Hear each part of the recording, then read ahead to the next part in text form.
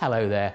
Dr. David Blake is one of the world's leading authorities on mutual fund performance. He spent many years studying fund returns in both the UK and the US. In both countries, he found that only a tiny proportion of actively managed funds succeed in beating their benchmarks over any meaningful period of time.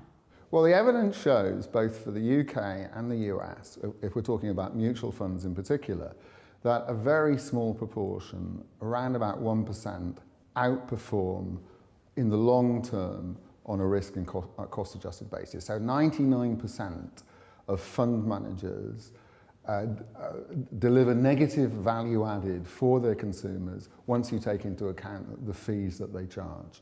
Of course, it wouldn't matter that so few managers succeed in beating the market over the long term if you could spot them in advance. The problem is, in practice, identifying a winner ahead of time is almost impossible.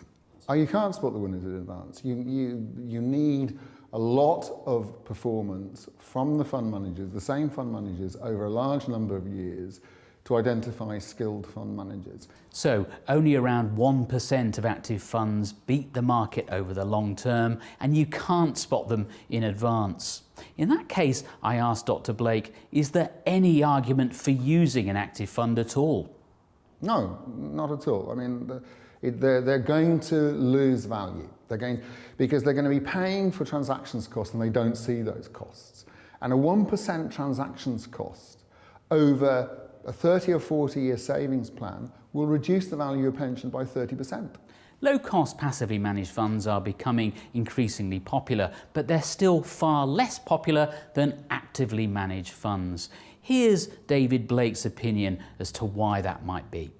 It's marketing. If you've got a 36% operating margin in your business compared with 20% operating margin for the rest of the economy, why don't you continue doing the same thing that gets you the business? Reinvent yourself every few years.